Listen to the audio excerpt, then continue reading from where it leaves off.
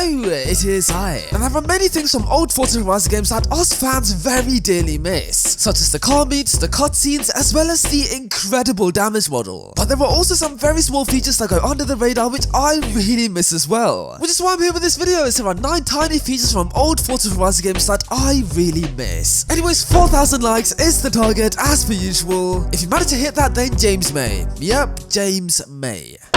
Cheese. Anyways, without further ado, let's get to this video.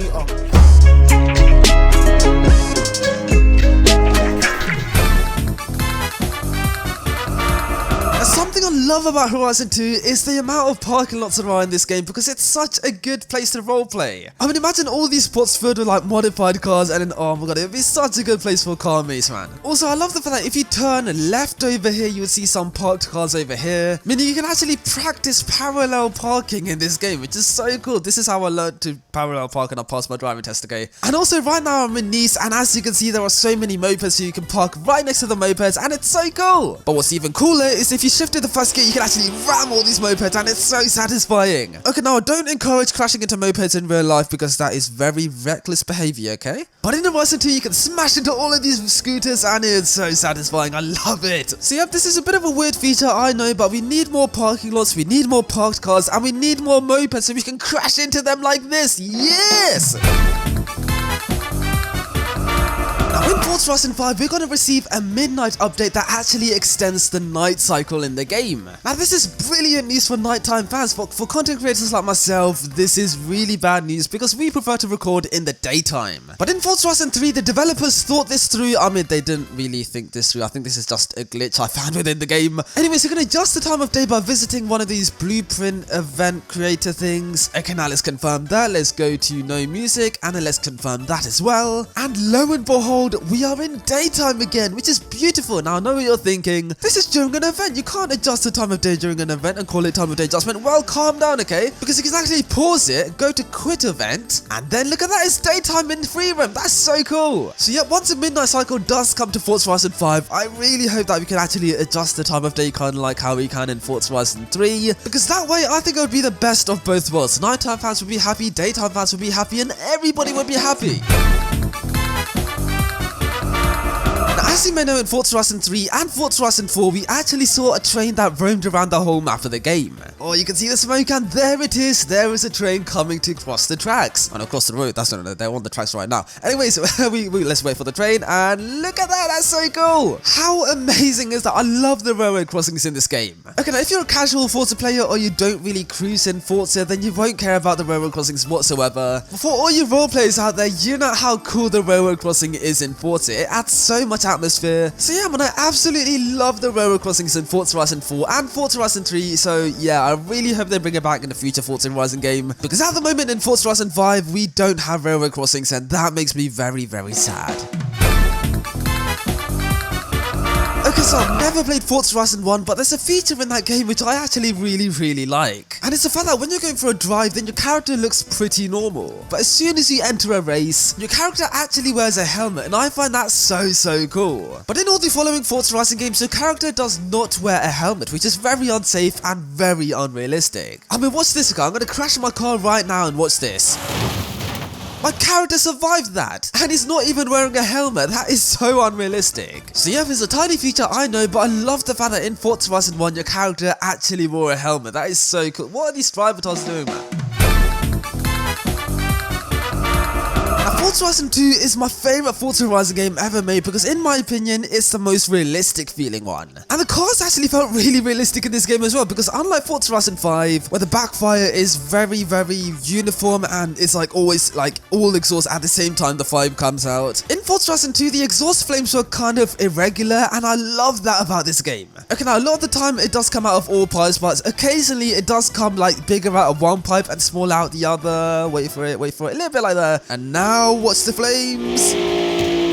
Oh, it only came out of the right side there. Like, I know this is a really tiny feature, but I love this about the game. The attention to detail in Horizon 2 is insane. I know it doesn't really add anything to the game really, but it's a really cool feature which I noticed, and I really hope that in future Forza Horizon games they could go back to this sort of irregular, raw, brutal exhaust fire system, because in Horizon 5 it's just way too uniform, it's way too arcadey, and I'm not a fan of it whatsoever.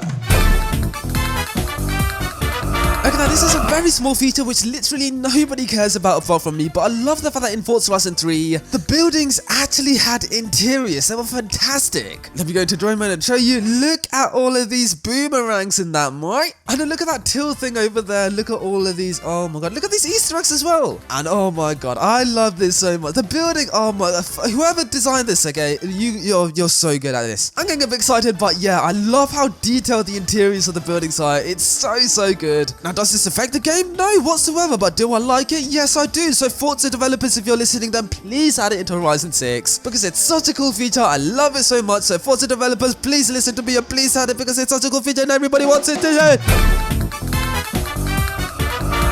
Okay, now this is a very weird feature I love about Horizon 2, but I really like the speedometer in this game. I mean, I love the yellow box around the gear number. I love how everything has a shadow behind it, so it's pretty easy to read. And I really like how everything lights up. For example, if I go into red line, then what's the red line? Okay, wait for it, and it lights up. That's so cool. And if you use the ABS on this car, then the ABS light lights up like that. That is so cool. And honestly, I just love the speedometer in this game. It's so cool. Because in Forza Horizon 5, I feel like the speedometer is a little bit too minimal, if you get what I mean. And in some cases, the speedometer actually blends in with the road or with the sand, meaning you can't read the speedometer whatsoever. Whereas in Forza Horizon 2, it's easy to read, it's nice, it feels like a race car, and I like it very much. So yep, it's a pretty small feature, I know, but I absolutely love the speedometer in Forza Horizon 2.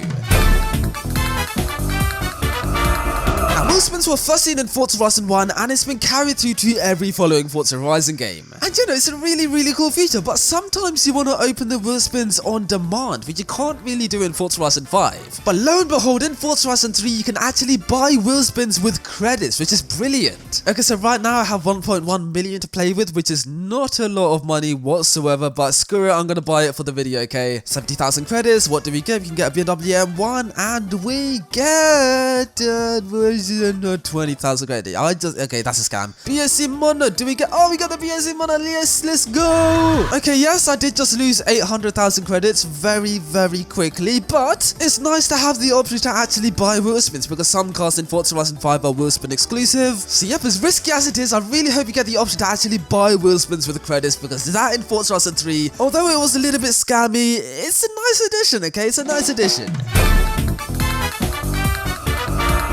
Sensor speed in modern Forza games is a little bit bad. It's very bad. It's very bad. But in Forza Horizon 2, the sensor speed was incredible. Especially with the cockpit camera angle, because when you accelerate and you drive at really high speeds, the steering wheel actually shakes to sort of like stimulate the road textures, if you get what I mean. And honestly, it's a little bit scary. Like that Moya YouTuber, that Italian YouTuber guy, yeah? We want racing games to terrify us, and this is a little bit terrifying because the car's swaying everywhere, the steering wheel shaking, I'm a little bit scared. I'm driving at 269 miles per hour. That's a little bit fast. Oh my god. But if you compare that to Horizon 5, then Horizon 5 seems so relaxing. It's like I'm driving a Rolls Royce, but this is meant to be a Hennessy Venom GT, one of the most brutal, fast cars in real life. And I compare that to Horizon 2. Look how much the steering wheel shakes, and I'm not even at 200 miles per hour. That is so cool. So Forza developers, if you are watching, then please can you make the steering wheel shake so much more during high speeds, because that would make the sensor speed so much better. Well, hello there, my friend. Did you enjoy this video? Shut up, man. If you didn't, then you watch this video. Oh, I'm so weird. And if you want to subscribe to my channel, then press this.